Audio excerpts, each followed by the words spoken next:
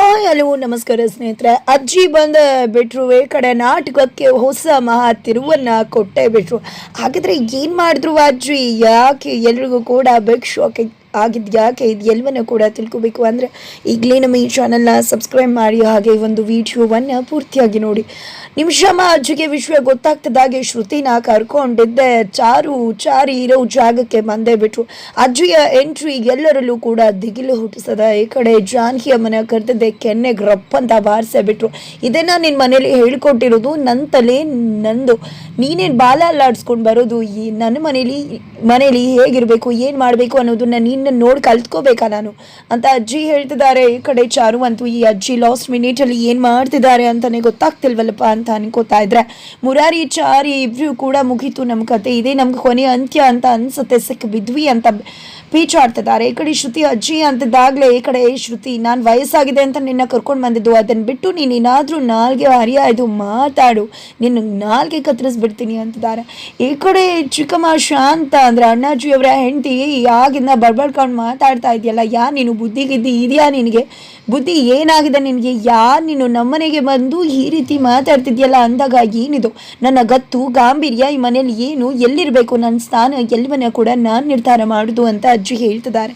ಈ ಕಡೆ ಅಣ್ಣಾಜಿ ಕೂಡ ನಮ್ಮನೆಗೆ ಬಂದು ನಮ್ಮನೆಯವ್ರ ಮೇಲೆ ಜಬರ್ದಸ್ತ್ ಮಾಡ್ತಿದ್ಯಲ್ಲ ನೀನು ಅಂತ ಹೇಳ್ತಿದ್ದಾರೆ. ಯಾರು ನೀವು ಅಂತ.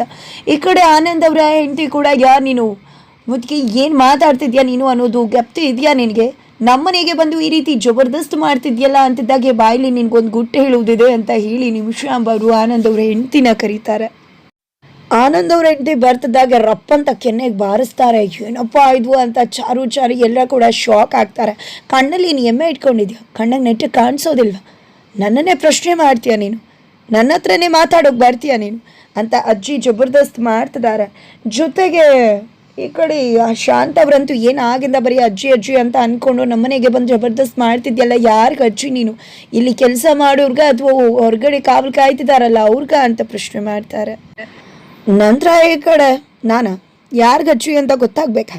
ಒಂದು ನಿಮಿಷ ಅಂತ ಹೇಳಿ ಚಾರಿ ಹತ್ರ ಬರ್ತಾರೆ. ಚಾರಿ ನಡ್ಕ ಹೋಗ್ತಿದ್ದಾರೆ. ಜಾನಕಿ ಅಮ್ಮ ಚಾರು ಸಿಕ್ಬಿದ್ವಿ ಅನ್ಕೋತಿದ್ದಾರೆ. ಆದರೆ ಅಜ್ಜಿ ಹೋಗೋದು ಅಣ್ಣಾಜಿ ಹತ್ರ ಹೋಗಿದ್ದೆ, ಇವನಿಗೆ ಅಜ್ಜಿ ನಾನು ಅಂತ ಹೇಳ್ತಾರೆ. ಏನು, ನೀನು ನನಗೆ ಅಜ್ಜಿನ ಅಂತ ಕೇಳ್ತಿದ್ದಾರೆ. ಹೌದು, ನಾನು ನಿನ್ನ ಅಜ್ಜಿನೇ ಅಂತ ಹೇಳ್ತಿದ್ದಾರೆ ನಿಮಿಷಾಂಬ ಅವರು. ತದನಂತರ ಈತ ಕಡೆ ಆನಂದ್ ಅವ್ರ ಹೆಂಡತಿ ಶಾಂತ ಅವರು ಎಲ್ಲ, ನಾವು ಮದುವೆ ಆದಾಗಿಂದ ಈ ಅಮ್ಮನ ನೋಡೇ ಇಲ್ಲ, ನಾವು ಎಲ್ಲಿಂದ ಬಂದರು ಈ ಅಜ್ಜಿ ಅಂತ ಕೇಳ್ತಿದ್ದಾರೆ. ಈ ಕಡೆ ಅಣ್ಣಾಜಿಯವರು, ಯಾರು ನೀನು? ನನಗೆ ಅಜ್ಜಿ ಅಂತ ಸುಳ್ಳು ಹೇಳ್ಕೊಂಡು ಬಂದಿದ್ಯಾ? ಚಂದಪ್ಪ ಕಳ್ಸಿದ್ನ ನಿನ್ನ ಹೇಗೆ ಬಾಯಿ ಬಿಡಿಸ್ಬೇಕು ಅಂತ ನನಗೆ ಗೊತ್ತಿದೆ. ಇವಳು ಯಾವ ಸೀಮೆ ನನಗೆ ಅಜ್ಜಿ ಅನ್ನೋದನ್ನು ಬಾಯಿ ಬಿಡುವ ತನಕ ಯಾವುದೇ ಕಾರಣಕ್ಕೂ ಸುಮ್ಮನೆ ಬಿಡುವುದಿಲ್ಲ, ಹೋಗಿ ಗನ್ ಎತ್ಕೊಂಬಾರ್ಲ ಅಂತ ಹೇಳಿ ಅಣ್ಣಾಜಿ ಗಂತರುಕ್ ಹೇಳ್ತಿದ್ದಾರೆ. ಆನಂದ್ ಗಂತರುಕ್ ಹೋಗ್ತಿದ್ದಾಗೆ, ಶ್ರುತಿ ಏನು ಮಾಡ್ತಿದ್ಯಾ ಅಲ್ಲಿ? ಚೀರ್ನ ಇಲ್ಲಕ್ಕೆ ತಗೊಂಡ್ ಬಾ ಅಂತ ಅಜ್ಜಿ ಹೇಳ್ತಾರೆ. ಚೀರ ಹಾಕಿಸ್ಕೊಂಡು ಕೂತ್ಕೋತಾರೆ. ನಂತರ ಅಣ್ಣಾಜಿ ಕೂಡ ಕೂತ್ಕೊಂಡಿದ್ದ. ಏನು, ನಮ್ಮನೆಗೆ ಬಂದು ನಮ್ಮ ಕೆಲಸದಾಗ ಆಕೆಗೆ ಹೊಡಿತೀಯ ನೀನು? ಅದು ಅಲ್ಲದೆ ನನಗಜ್ಜಿ ಬೇರೆ ಅಂತ ಹೇಳ್ತಿದ್ಯಾ ಅಂತ ಹೇಳ್ತಿದ್ದಾಗೆ ಆನಂದ್ ಅವ್ರು ಬಂದಿದ್ದೆ, ನನ್ನ ಹೆಂಡತಿಗೂ ಹೊಡೆದ್ರು ಇವರು ಅಂತ ಗನ್ ತಗೊಂಡು ಬರ್ತಾರೆ. ಈ ಕಡೆ ಅಣ್ಣಾಜಿ, ನಮ್ಮ ಮನೆಗೆ ಬಂದಿದ್ದಲ್ದೆ ನನಗೆ ಅಜ್ಜಿ ಅಂತ ಹೇಳ್ತಿದ್ಯಾ? ಯಾರು ನೀನು?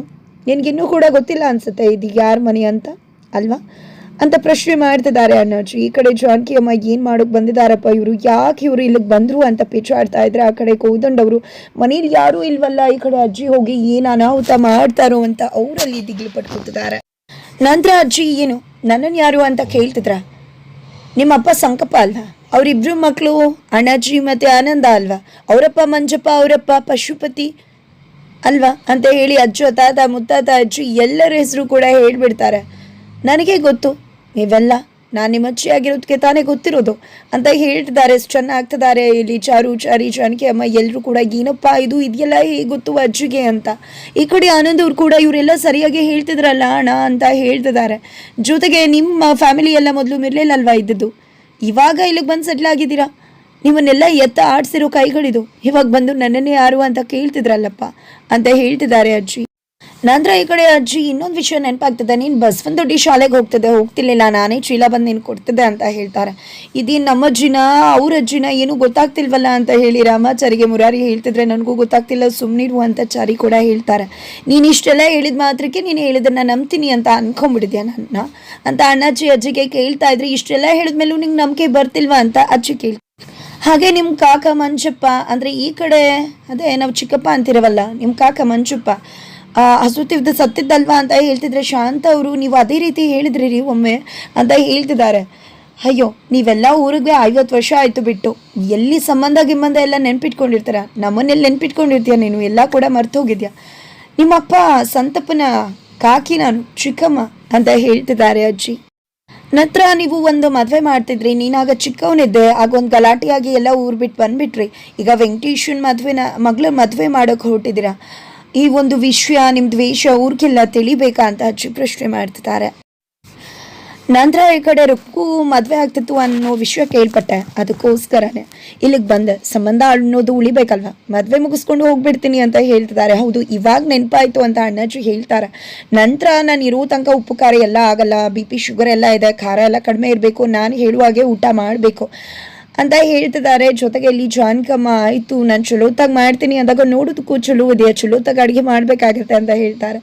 ನಂತರ ಈ ಕಡೆ ಉಳ್ಕೊಂಡ್ವಿ ಬಡ ಜೀವಿಗಳು ಅಂತ ಎಲ್ಲರೂ ಅನ್ಕೋತಿದ್ದಾರೆ, ಚಾರು ಎಲ್ಲ ಕೂಡ. ನಂತರ ಚಾರಿ ಕಾಲ್ ರಿಸೀವ್ ಮಾಡ್ತಾರೆ. ಈ ಕಡೆ ಕೋದಂಡವರು ಗಾಬರಿಯಿಂದ ಮಾತಾಡ್ತಿದ್ರೆ ಎಲ್ಲ ಕೂಡ ಗೊತ್ತಾಯಿತು, ಅಜ್ಜಿ ಇಲ್ಲಿ ಬಂದಿದ್ದಾರೆ. ಬಟ್ ಅಜ್ಜಿ ಎಲ್ಲವನ್ನ ಕೂಡ ಮ್ಯಾನೇಜ್ ಮಾಡಿಬಿಟ್ರು ಅಂದಾಗ ಆಯಿತು, ಎಲ್ಲ ಒಳ್ಳೇದಾಯಿತು ಕೂಡ. ಆದರೂ ಕೂಡ ನಿಮಗೆ ಒಂದು ಜವಾಬ್ದಾರಿ ಜಾಸ್ತಿ ಆಗಿದೆ, ಹುಷಾರು ಅಂತ ಕೋದಂಡವ್ರು ಹೇಳ್ತಾರೆ. ಖಂಡಿತ ಅಣ್ಣ, ರುಕ್ಮಿಣಿನ ಕರ್ಕೊಂಡು ಮನೆಗೆ ವಾಪಸ್ ಬರ್ತೀವಿ ಅಂತ ಹೇಳಿ ಕಾಲ್ ಕಟ್ ಮಾಡ್ತಾರೆ. ತದನಂತರ ನೋಡಿದ್ರೆ ಕಟ್ ಮಾಡಿ ಸೀನ್ನ ಈ ಕಡೆ ಹೇಗಿತ್ತು ನನ್ನ ನಾಟಕ ಅಂತ ಅಜ್ಜಿ ಚಾರಿ ಜಾನಕಿ ಅಮ್ಮ ಅವ್ರ ಹತ್ರ ಕೇಳ್ತಿದ್ದಾರೆ.